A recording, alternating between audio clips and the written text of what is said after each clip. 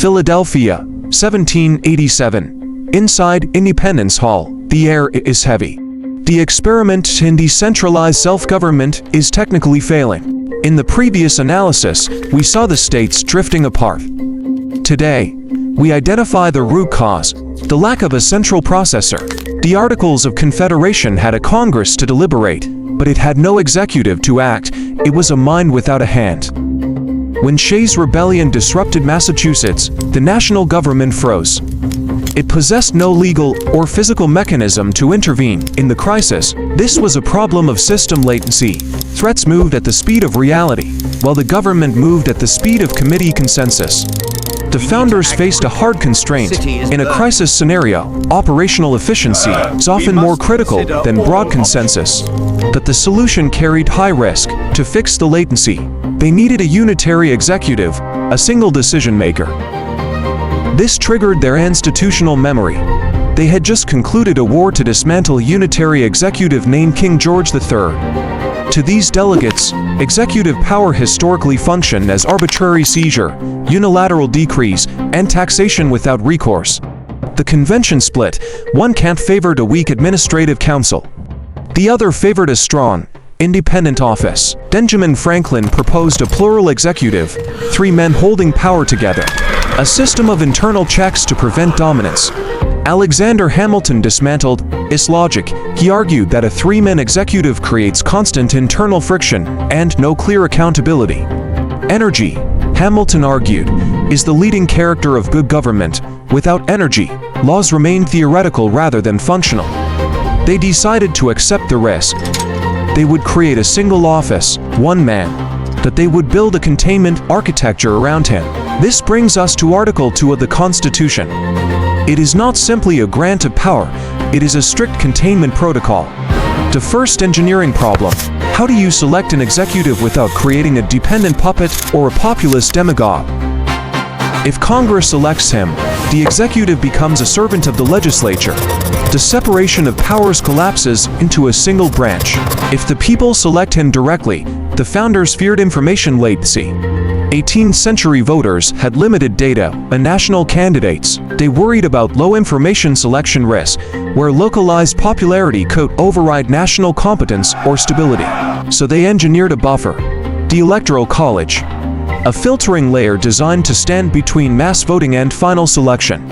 It was intended to ensure the president was chosen by deliberation, not just raw popularity. A mechanism we will analyze in Season 2. Once selected, how is he limited? They handed him the sword as commander-in-chief, but they locked the financial safe. This is the separation of purse and sword. The president can order military action, but Congress must authorize the funding. Military budgets expire every 2 years. If the executive exceeds his mandate, the legislature can simply defund the operation. Next comes a circuit breaker, the veto. It slows legislation by forcing Congress to rebuild its coalition under pressure. The president can halt a law. He acts as a check against a volatile legislative majority, preventing rapid policy shifts. But the veto is not absolute. A 2/3 supermajority overrides him. The system forces branches to negotiate rather than dictate. Then, advice and consent. The president cannot appoint officials alone.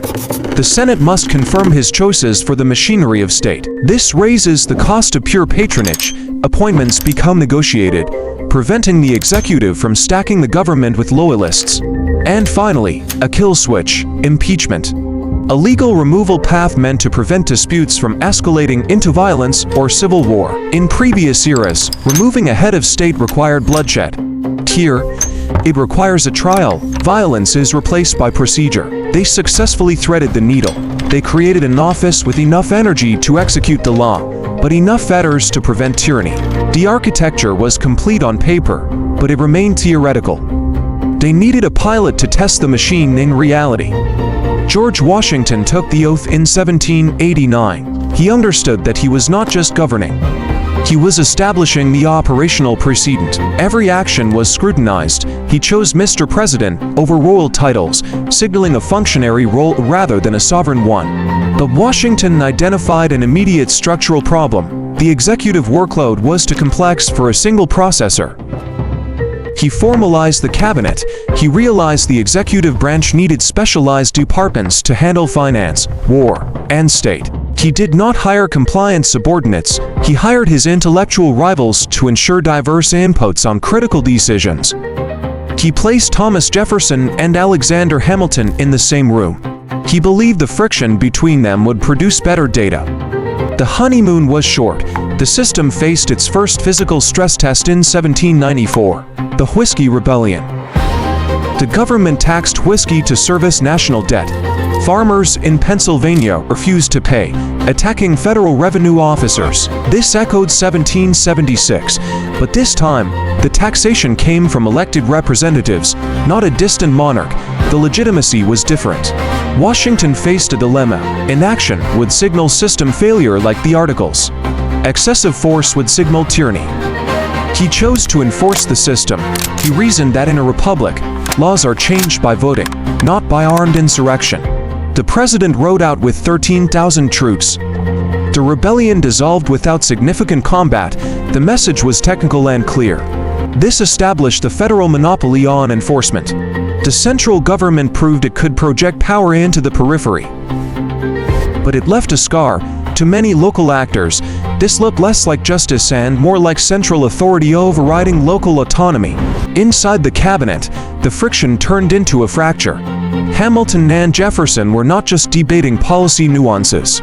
They weren't arguing about personalities. They were arguing about source code, what the Constitution authorizes, and what it forbids. Hamilton's vision, a broad construction. If a power is implied by an enumerated goal, the government can use it. Jefferson's vision, a narrow construction. If a power isn't clearly authorized, using it invites expansion by precedent. Hamilton pushed for a national bank and industrial subsidies. He viewed the U.S. as a future commercial empire. Jefferson feared financial centralization. He viewed the U.S. as a decentralized agrarian republic, free from banking systems. Washington tried to remain the indispensable man, standing above these factions as a neutral arbiter of the national interest. That the system polarized around him, every decision from economics to foreign treaties forced a binary choice. The Constitution was designed to balance branches. It was not designed to balance organized political teams. This was a design blind spot. When branches align under one team, checks fade.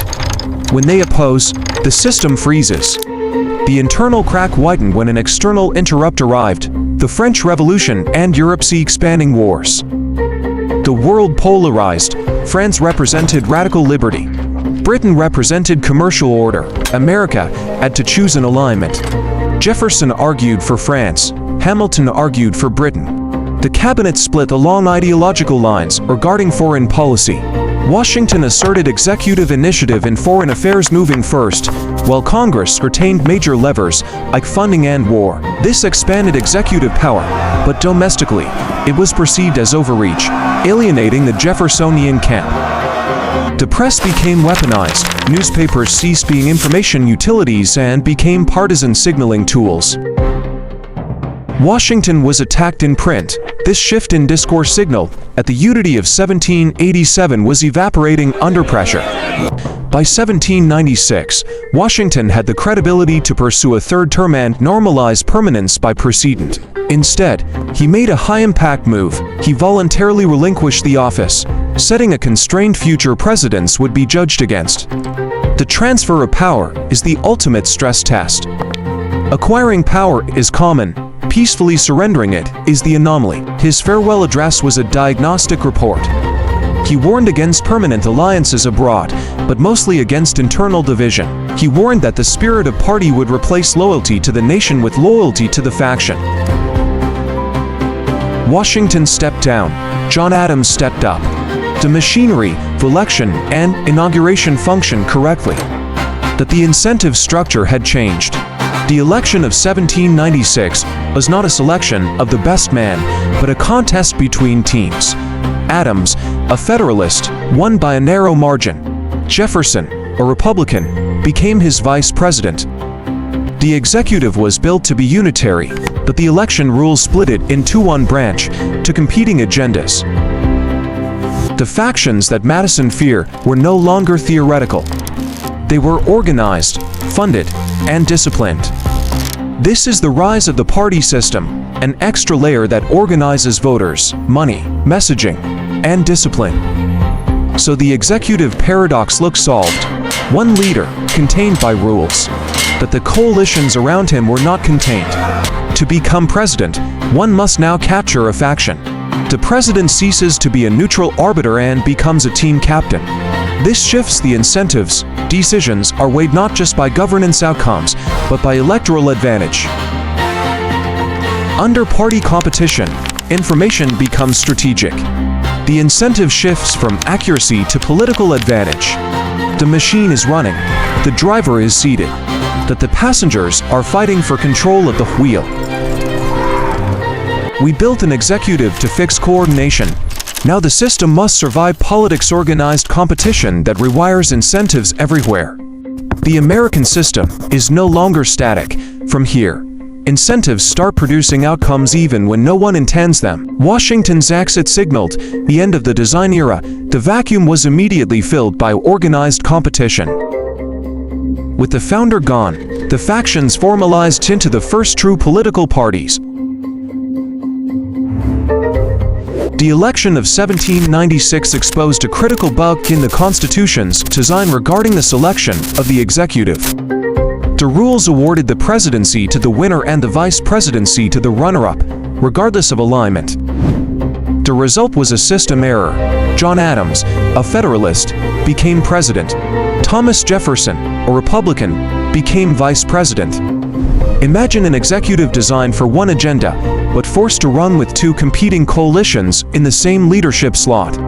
The result wasn't a shutdown, it was misalignment, conflicting incentives at the top of an office designed for unified execution. This shifted the incentives. The goal was no longer just good administration. The goal was to secure total victory in the next cycle. Information became strategic. Newspapers ceased to be neutral observers and became signaling tools for their respective tribes. Society polarized. Citizens began wearing badges to signal loyalty: black cockades for Federalists, tricolor ribbons for Republicans. We solved the executive paradox by caging the king, but we unknowingly birthed the partisan paradox. To govern the whole nation, the executive must first be captured by a part of the nation. The president is no longer just a neutral magistrate executing the law. He's a team captain advancing a platform. The Constitution was written for individual actors. It did not account for this overlay of organized party discipline. When the president and Congress ally, checks and balances weaken. When they oppose, the system enters gridlock. We built the hardware of a republic, but we are now running the software of party politics. Now the system must decide, when parties collide, does procedure root conflict or amplify it? From here, the system becomes dynamic. Incentives start producing outcomes that no one in 1787 ever intended. The factions that Washington warned of are now the operating system of the republic. We built the executive.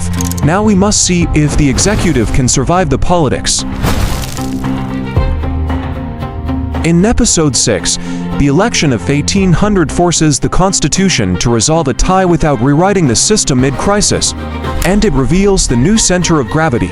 Executive power depends less on the office and more on the coalition that controls it.